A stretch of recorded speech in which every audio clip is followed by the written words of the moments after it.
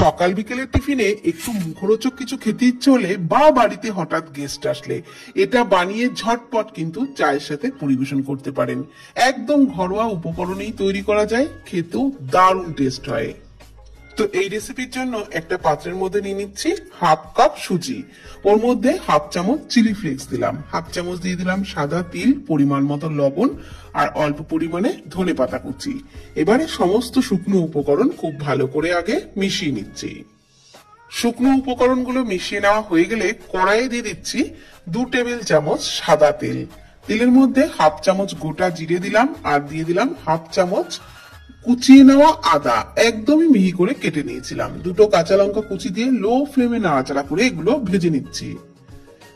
এগুলো ভেজে নেওয়া হয়ে গেলে দিয়ে দিচ্ছি একটা কাঁচা আলু। কাঁচা আলুটাকে গ্রেটারের মিডিয়াম দিকটাতে গ্রেট করে ভালো করে ধুয়ে জলটাকে ঝরিয়ে নিয়েছিলাম, সেই আলুটাই দিয়ে নাড়াচাড়া করে নিচ্ছি। খুব বেশিক্ষণ ধরে ভাজার দরকার নেই, 1 মিনিট মতো নাড়াচাড়া করে ভাজলেই কিন্তু আলু অনেকটা সফট হয়ে যাবে। তো আমি 1-2 মিনিট মতন আলুটাকে ভেজে নিয়েছি। এইবার দিয়ে দিলাম জল, আর এখানে হাফ কাপে করে দুবারে 1 কাপ জল দিলাম।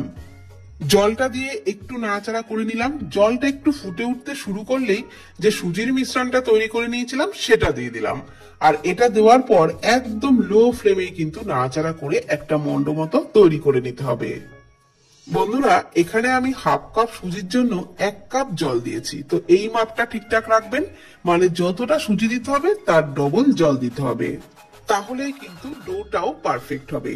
তো নাড়াচাড়া করে এইরকম একটা মন্ড মতো বানিয়ে নিয়েছি। খুব বেশিক্ষণ ধরে এটা নাড়াচাড়া করার দরকার নেই, একদম কড়াই থেকে যখন দেখবেন উঠে আসবে তখনই কিন্তু এটা নামিয়ে নিতে হবে। তো সুজির ডোটা কড়াই থেকে একদম ছেড়ে দিয়েছে, মানে মন্ডটাও কিন্তু একেবারেই রেডি হয়ে গেছে। এবারে এটাকে নামিয়ে নেব। আর এখন একটা পাত্রের মধ্যে নিয়ে নিলাম হাফ কাপ ময়দা, পরিমাণ মতো লবণ, হাফ চামচ করে চিলি ফ্লেক্স আর সাদা তিল, আর দিয়ে দিলাম অল্প পরিমাণে ধনে পাতা কুচি। অল্প জল দিয়ে একটা মিডিয়াম ঘনত্বের ব্যাটার তৈরি করে নেব। এই ব্যাটারের ঘনত্বটা যেন বেশি পাতলা না হয় সেদিকে কিন্তু খেয়াল রাখবেন, মিডিয়াম ঘনত্বেরই ব্যাটারটা তৈরি করতে হবে। তো এদিকে যে সুজির মন্ডটা বানিয়ে নিয়েছিলাম সেটাও কিন্তু হালকা ঠান্ডা হয়ে গেছে, মানে পুরোপুরি ঠান্ডা হয়নি, অল্প গরম রয়েছে, সেই অবস্থাতেই মেখে নিতে হবে। খুব বেশি গরমে তো হাত দেওয়া যাবে না, একটু ঠান্ডা করেই এটাকে ভালো করে আটা মাখার মতনই মেখে নিতে হবে। যত ভালো করে মাখা হবে তত কিন্তু রেসিপিটাও ভালো হবে, দেখতেও সুন্দর হবে। ভালো করে মেখে নেওয়া হয়ে গেলে সুজির মন্ডটার থেকে আমি 2টো ভাগ করে নিয়েছিলাম। এবার এক একটি ভাগ নিয়ে প্রথমে বেলে নিচ্ছি।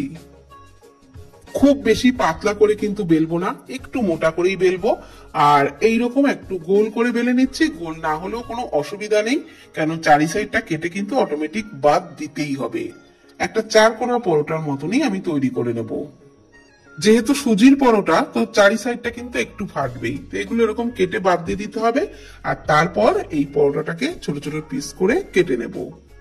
আমি এইরকম ডিজাইন করে বানিয়ে নিচ্ছি, আপনারা আপনাদের পছন্দ মতো যে কোনো ডিজাইন করে বানাতে পারেন। আমি এইরকম সরু সরু ফালি করে কেটে মাঝখান থেকে আরেকটা কেটে নিচ্ছি, মানে এইরকম অর্ধেক করে নিলাম। আর তারপর এই স্ন্যাক্স গুলোকে এইভাবে, মানে এইরকম ছোট ছোট ডিজাইন করে বানিয়ে নিয়েছি। আপনারা আপনাদের পছন্দ মতো যে কোনো ডিজাইনে তৈরি করতে পারেন, তাতে কোনো অসুবিধা নেই। এইবার ওই এক একটি স্ন্যাক্স কে ব্যাটারে ডুবিয়ে কড়াইয়ে সাদা তেলের মধ্যে দিয়ে দেবো। আর সাদা তেলটা কিন্তু খুব ভালো করে গরম করে নিয়েছিলাম, তারপরই একটা একটা করে ছেড়ে দিচ্ছি। আর একবারে বেশি ভাজতে যাবেন না, তাহলে আবার এগুলো একটার গায়ে আরেকটা জড়িয়ে যেতে পারে। তো অল্প অল্প করেই ভাজতে হবে, আর গ্যাসের ফ্লেমটাকে ভাজার সময় মিডিয়ামে রাখতে হবে। উল্টে পাল্টে একটু ভাজতে ভাজতে দেখবেন এগুলো সুন্দর ফুলে উঠবে আর দারুণ মুচমুচে হবে। তো ভাজতে ভাজতে একটা সুন্দর লালচে কালার চলে আসলেই এগুলোকে তেল জড়িয়ে তুলে নিতে হবে। এগুলোকে তুলে একটা টিস্যুর উপরে রেখে দিতে পারেন, তাহলে এর ভেতরে এক্সট্রা তেলটা একদমই ঝরে যাবে। তো একইভাবে কিন্তু আমি পরের ব্যাচেও বাকিগুলোকে ভেজে নিচ্ছি, আর আমি একটু লালচে করেই ভাজছি। একটু লালচে করে ভাজলে এগুলো কিন্তু বেশি মুচমুচে হবে, তবে খুব বেশি লালচে করে ভাজবেন না। মোটামুটি এইরকম একটা সুন্দর লালচে রং হয়ে গেলেই তুলে নেবেন, তাহলে দেখতেও সুন্দর হবে, খেতেও দারুণ লাগবে। তো সবগুলোকেই কিন্তু আমি ভেজে নিয়েছি, আর আওয়াজটা শুনে নিশ্চয়ই বুঝতেই পারছেন যে এগুলো কতটা মুচমুচে হয়েছে। তেমন খেতেও কিন্তু দারুণ টেস্ট হয়। তো অবশ্যই ট্রাই করুন, আর ভিডিওটি ভালো লাগলে প্লিজ কমেন্ট করবেন। ভালো থাকবেন, সুস্থ থাকবেন, ধন্যবাদ।